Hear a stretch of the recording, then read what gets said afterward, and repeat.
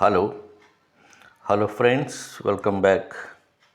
ఈరోజు నేను చదివినటువంటి ఒక మంచి పుస్తకాన్ని, అంటే ఒక వెరైటీ థాట్ అన్నమాట. అటువంటి ఒక పుస్తకాన్ని చదవటం జరిగింది. దాన్ని మీతో పంచుకోవాలని చెప్పి ఈ రివ్యూని మీ ముందిస్తున్నాను. ఆ పుస్తకం గురించినటువంటి రివ్యూని. కొన్ని వేల సంవత్సరాల వరకు నన్ను ఒక దుర్మార్గుడిగా, ప్రతినాయకుడిగా చిత్రిస్తూ వచ్చారు. భారతదేశం అంతటా నా మరణాన్ని పండగలా జరుపుకుంటారు. ఎందుకు? నా కుమార్తె కోసం దేవతలను ఎదిరించానన్న, కుల వ్యవస్థ మీద ఆధారపడిన దేవతల పరిపాలన నా ప్రజల్ని కాడిలా అణిచివేయకుండా వారిని కాపాడానన్న. మీరు విజేత కథ రామాయణం విన్నారు. నా కథ రావణాయణం కూడా వినండి. నా పేరు రావణుడు, నేను అసురుడిని, నాది పరాజితుడి కథ అనేది ఎవరంటున్నారంటే రావణాసురుడు. అంటే రావణాసురుడి దృక్పథంలోంచి రామాయణం రాయబడి ఉన్నట్టయితే అలా ఉండేది అని చెప్పి ఆనంద్ నీలకంఠన్ అని చెప్పి ఒక ఆయన రాశాడు అనమాట. ఈయన కేరళకు చెందినటువంటి ఆయన. రాముడి వైపు నుంచి రాశారు కాబట్టి ఆయన వైపు నుంచే అన్నీ ఉన్నాయి. మరి రావణుడి వైపు నుంచి రాస్తే అతని గురించి ఎలా రాసి ఉండేవారు అని కొద్దిగా రీసెర్చ్ చేసి రాశాడట ఆయన, కేరళ అయినా. దాన్ని తెలుగులోకి అనువదించారు శాంత సుందరి అని చెప్పి. కాబట్టి దాని గురించి మనం ఇప్పుడు చెప్పుకుందాం. ఈ మాటలు అన్నటువంటిది ఎవరో కాదు, రావణాసురుడు. ఓకే, ఇది అసురుడు పరాజితుల గాథ. అనువాద నవల వెనక అట్టపై ఉన్న మాటలు అవి నేను ఇందా చదివింది. దీనిలో రావణుడు ఏమి చెప్పాడు అని చెప్పి 462 పేజీల పుస్తకం కొన్నాను. ఆంగ్ల మూలం ఆనంద్ నీలకంఠన్, కేరళలోని త్రిపుణితుర నుంచి వచ్చిన రచయిత. ఆర్ శాంతకుమారి తెలుగు శాత. నేను చిన్నతనం నుంచి రామాయణాన్ని ఎక్కడో ఓ చోట వినడమో చదవటమో చేస్తూనే ఉన్నాను. ఎన్నో భాష్యాలు చెప్పారు. తమదైన రామాయణాల్లో వివిధ రచయితలు కొంత మూల విధేయం, ఇంకొంత ఎవరి వ్యాఖ్యానాలు వారివి. అసుర టేల్ ఆఫ్ ద వ్యాంకిష్డ్ అనే పేరుతో ఇంగ్లీష్లో వచ్చిన ఈ నవల వివాదాస్పదంగానే నిలిచింది. సరే, కథలోకి పోదాం. అసలు ఇలాంటి వాటిని అంత సీరియస్గా తీసుకోవాలా లేదా అనేది నాకు ఇప్పటికీ ఓ మూలన సందేహం. ఎందుకంటే ఓ ఏడాది క్రితం జరిగిన సంఘటనని గుర్తుకు తెచ్చుకోవడానికే ఎంతో తర్జన భర్జన కానీ చేయలేము. అందున అంత ఖచ్చితంగా గుర్తు వస్తుందనే భరోసా ఏమీ లేదు. అయితే కొంతమంది మాత్రం వందల వేల ఏళ్ల క్రితం జరిగినాయనుకున్న కథల్ని సాక్షాత్తు తాము అక్కడికి వెళ్ళి చూసి వచ్చినట్లు చాలా ఆత్మవిశ్వాసంతో రాస్తుంటే ఆశ్చర్యం కలుగుతుంది. దీనిలో రామాయణాన్ని రావణుడి వైపు నుంచి చెప్పడం జరిగింది.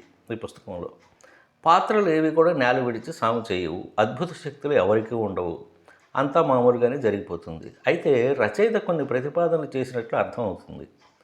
నిజానికి అవి కొన్ని ఇప్పటికే జనసామాన్యంలో ఉన్నవే, ఇంకొన్ని వాటికి తన ఊహాశక్తిని జోడించాడు. రావణుడు, భద్రుడు ఈ రెండు పాత్రలు మాత్రమే ఈ కథ అంతటిని కూడా చెప్తూ ఉంటాయి. అది ఉత్తమ పురుషులు. భద్రుడు అనే పాత్ర రావణుడి యొక్క సేవకుడు. ఓకే, అతను చెప్తుంటాడు అనమాట ఈ కథ అంతా కూడా. రావణుడు యుద్ధంలో గాయపడి మరణానికి చేరువలో ఉంటాడు. ఆ విధంగా కథని మొదలుపెట్టి వెనక్కి తీసుకువెళ్తాడు. ఈ కథపరంగా దేవతలు అంటే ఉత్తరాదికి చెందిన ఆర్య సంస్కృతిని పాటించే వ్యక్తులని, అసురులు అంటే కుల సంస్కృతి లేని, ముఖ్యంగా బ్రాహ్మణ ఆధిక్యతని అంగీకరించని తెగ అని రచయిత చెప్తాడు. ఎవరైతే బ్రాహ్మణ ఆధిక్యత సంస్కృతిని పోషించారో వారు దేవతలుగాను, అంగీకరించక తమవైన స్థానిక ఆచారాలకు కట్టుబడి జీవించారో వారిని అసురులని ముద్ర వేసినట్లు దీనిలోని సారాంశం. రచయిత ఆనంద్ నీలకంఠన్పై ద్రవిడ సిద్ధాంత ప్రభావం బాగా ఉన్నట్లు స్పష్టం అవుతుంది. బలి చక్రవర్తి గొప్ప అసుర చక్రవర్తి. ఎన్నో ఉత్తరాది రాజ్యాలను సైతం జయించి అసుర సామ్రాజ్యాన్ని ఏర్పాటు చేయగా దానిని విచ్ఛిన్నం చేయడానికి దేవతలు ఎన్నో కుయుక్తులు పన్నుతుంటారు. చివరికి వామనుడి ద్వారా వారి సంకల్పం నెరవేరుతుంది. ఇక ఆ తర్వాత నుంచి అగస్త్యుడి నాయకత్వంలో బ్రాహ్మణులు వింధ్య పర్వతాలు దాటి రావటం, ఆ సంస్కృతిని మరి వ్యాప్తి చెందేలా చేయటం జరుగుతుంది. అసురుల దేవుడైన శివుడిని కూడా తమలో కలుపుకొని ఈ జైత్రయాత్ర కొనసాగిస్తుంటారు. ఇక్కడ రావణుడి గురించి కొంత చెప్పాలి. అతని తండ్రి బ్రాహ్మణుడు కాగా తల్లి అసుర సంతతికి చెందిన స్త్రీ. రావణుడు, కుంభకర్ణుడు, శూర్పణఖ వీళ్ళు ముగ్గురు తండ్రి చెప్పే శుద్ధులను కానీ శాస్త్రాలను కానీ నమ్మరు. పైగా తండ్రి అంటే కోపం. తమని పట్టించుకోకుండా సవతి సోదరుడు కుబేరుడిని బాగా చూస్తున్నాడని వీరికి గుర్రు. అయితే విభీషణుడు మాత్రం సౌమ్యంగా తండ్రి వాక్యమే దైవంగా భావిస్తుంటాడు. బలిచక్రవర్తి ఈ రావణుడు జులాయిగా తిరుగుతుండగా చూసి ఇతడిని తాను ఉన్న గుహ వద్దకి తన అనుచరుల ద్వారా రప్పించుకుంటాడు. అసురులకి నాయకత్వం వహించి తమ ఘనతని చాటి చెప్పాలని బోధిస్తాడు. దానికి తగిన శిక్షణని తన వద్ద గురువుల ద్వారా ఇప్పిస్తాడు. ఇన్నాళ్ళు చనిపోయాడు అనుకున్న అసురులంతా కథలుగా చెప్పుకునే బలిచక్రవర్తే తనకు మార్గదర్శనం చేయటం రావణుడికి ఆనందం కలిగిస్తుంది. చిన్న సేనలను ఏర్పరచుకుని ఉత్తరాదిలోని కొన్ని రాజ్యాలను జయిస్తాడు. అలాగే క్రమేపీ తన పరిధిని పెంచుకొని గొప్ప అసుర సామ్రాజ్యాన్ని స్థాపిస్తాడు. దేవతల రాజు ఇంద్రుడు ఎన్నో అసుర రాజ్యాలను వశపరుచుకున్నాడు గతంలో. వాటినన్నిటిని రావణుడు వెనక్కి తిరిగి తెచ్చుకుంటాడు.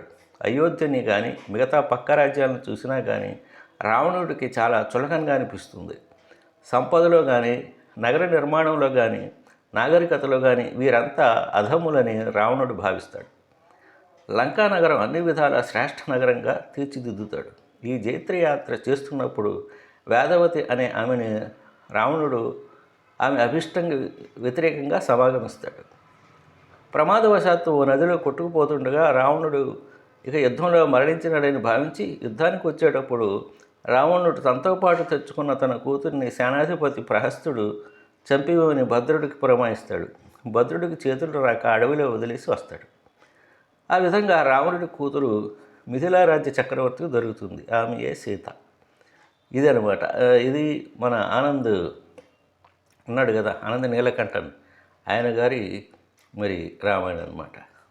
తర్వాత ఇంకొద్దిగా చెప్పుకుందాం. ఎక్కడ ఆగాం?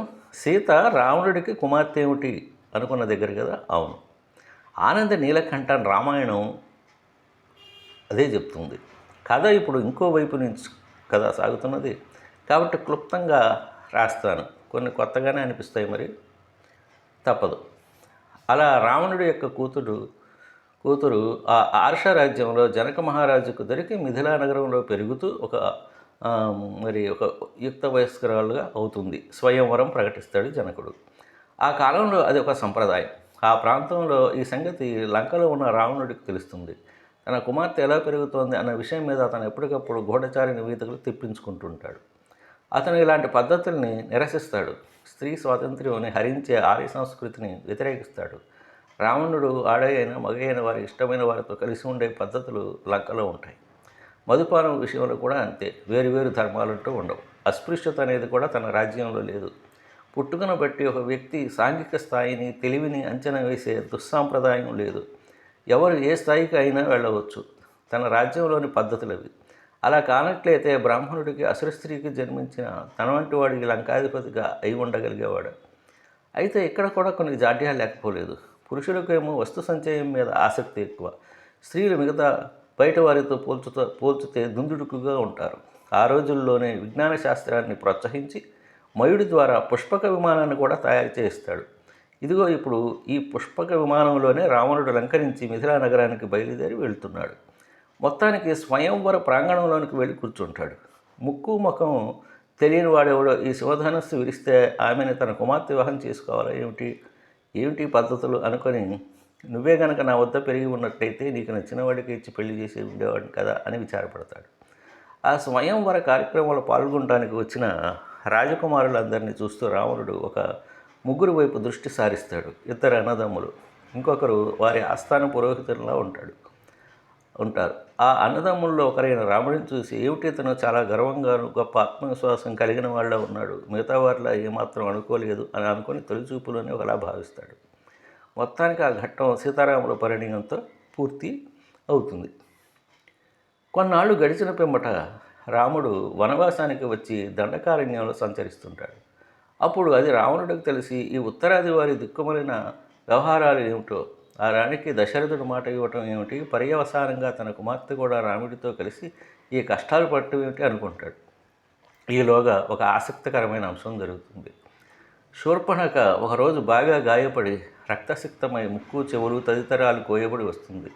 దానికి కారణం లక్ష్మణుడని తెలుసుకొని పనిలో పని అన్నీ కలిసి వస్తాయి. ఇప్పుడు సీతను తీసుకువచ్చి నా లంకలో ఉంచితే నా కుమార్తెకి అడవుల్లో తిరిగి కష్టాలను తప్పించిన వాడిని అవుతాను. అలాగే రాముడు కూడా వియోగ బాధని అనుభవించాలి తన సోదరుని అవమానించినందుకు అని చెప్పి అనుకుంటాడు. అప్పటికే భార్య మండోదరికి కూడా సీత గురించిన వివరాలన్నీ చెప్తాడు రావణుడు. కాబట్టి ఆమె కూడా దానికి అభ్యంతరం పెట్టదు. మారీచుని సాయంతో రావణుడు సీతను అపహరించి పుష్పక విమానంలో తీసుకువస్తాడు. ఇదిలా ఉండగా విభీషణుడి సహాయంతో బ్రాహ్మణ వర్గం లంకలోని కీలక పదవులను చేజిక్కించుకుంటారు. తమవైన విధానాలను పాదుకొల్పడానికి ప్రయత్నిస్తుంటారు. మరోవైపు వరుణుడు అనబడే సముద్ర వ్యాపారి దళారి రావణుడికి వ్యతిరేకంగా పనిచేస్తుంటాడు. ఇలా ఇంటి గుట్టు లంకకి చేయుట అన్నట్టుగా తన అనుకున్నవారే రావణునికి చాప కింద నీరులా వ్యతిరేకంగా పనిచేస్తుంటారు. ఒక రాత్రిపూట హనుమంతుడు లంకలో ప్రవేశించి అక్కడి ఉద్యానవనాల్ని కోటలోని భాగాల్ని తగులబెడుతుండగా అతడిని రావణుడి యొక్క కుమారుడు మేఘనాథుడు బంధించుతాడు. తాను రాముని వద్ద నుంచి దూతగా వచ్చానని సీతాదేవిని రామునికి అప్పగించి క్షమాపణ వేడుకోమని చెప్పగా రావణుడు నిరాకరిస్తాడు. తన మిత్రుడైన వాలిని రాముడు వధించి సుగ్రీవునికి రాజ్యం అప్పగించిన వైనం, అదేవిధంగా వానర సైన్యం కండదండలు అతనికి ఉన్నాయన్న విషయం రావణుడికి బాధపడుతుంది. అయితే తన రాజ్యంలోనే సొంత వాళ్ళు ఏ విధంగా రాముని వర్గానికి సహాయపడుతున్నారు అనే విషయాన్ని అంచనా వేయడంలో విఫలమవుతాడు. యుద్ధఘట్టాలు బాగా రాశాడు ఈ రచయిత. ఇరు వర్గాల యొక్క వ్యూహరచనలు ఆసక్తికరంగా సాగుతాయి. చివరికి రాముడు చాలా పెద్ద సేనని సమీకరించినప్పటికీ చిన్న సైన్యాలతోనే రావణుడు చాకచక్యంగా పోరాడి యుద్ధభూమిలో ఒరిగిపోతాడు. ఇంకొక ఆసక్తికరమైన సంగతి దీనిలో ఏమిటంటే యుద్ధఘట్టంలోనే రావణుడి యొక్క భార్య మండోదరిని అంగదుడు బలాత్కరించుతాడు. అంతేగాక ఆమెను నగ్నంగా వదిలేసి వెళ్ళిపోతాడు. స్పృహలేని స్థితిలో ఉన్న ఆమెని రావణుడు కాపాడి ఇంటికి తీసుకొస్తాడు. అయితే ఆ సంగతిని రావణుడు ఆమె తప్పిదంగాను శ్రీలంక సంబంధించిన అంశంగాను తీసుకోకపోవటం ఆ పాత్ర యొక్క ఉదాత్తతని పెంచినట్టింది. చివరికి భద్రుడు పాత్ర బ్రతికి లంకలోనూ ఆ పిమ్మట అయోధ్యలోనూ జీవించి శంభూక వధ వంటి ఘట్టాలను చూసి చాలా దైన్య స్థితిలో తన స్వగ్రామమైన ఇప్పటి కేరళలోని పూర్ణానది ఒడ్డున ఉన్న ఊరికి చేరుకుని తన జీవిత చరమాంకాన్ని గడుపుతుంటాడు. అది టూకీగా ఇన్నాళ్ళు మనం నాణానికి ఒకవైపున విన్నాం. ఇది ఇంకో వైపున అనుకుని తీసుకుంటే ఏ బాధ ఉండదు. చాలా పేజీలు తగ్గించవచ్చు దీనిలో. ముఖ్యంగా కొన్ని ప్రసంగాల్లో ఉండే సన్నివేశాలను తొలగించిన లోటు ఉండదేమో అనిపించింది. మొత్తం మీద ఆనంద నీలకంఠానికి అవతల పార్శ్వం చూపించాలని అనిపించి రాశాడనమాట ఈ నవల్ని. ఇప్పటికే రామాయణాలు ఎందరో రాశారు తమదైన శైలిలో. ఇది ఇప్పుడు రావణాయణం. చదివి చూసి మీరే నిర్ణయించుకొని నిర్ధారించుకోండి. కొన్ని అలా చేస్తేనే మంచిది. మరి ఈ పుస్తకం ఎక్కడ దొరుకుతుందంటే అమెజాన్లో దొరుకుతుంది, ఇతర ప్రముఖ పుస్తక కేంద్రాల్లో కూడా దొరుకుతుంది. ఇదండి రావణుడి వైపు నుంచి రాసినటువంటి మరి రావణాయనం. మనం ఎన్నాళ్ళు ఒకవైపు నుంచి ఉంటే ఇప్పుడు ఇంకో వైపు నుంచి ఈయన రాశాడు.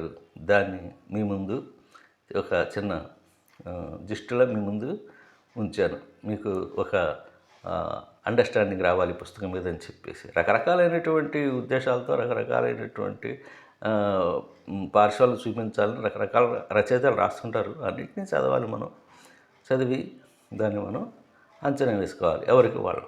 అదనమాట. Okay, have a nice day. మీకు ఈ రివ్యూ నచ్చిందని చెప్పి అనుకుంటున్నాను. మరి ఇంకొక మంచి పుస్తకంతో మీ ముందుకు తర్వాత వస్తాను. Have a nice day. Thank you very much for being with me.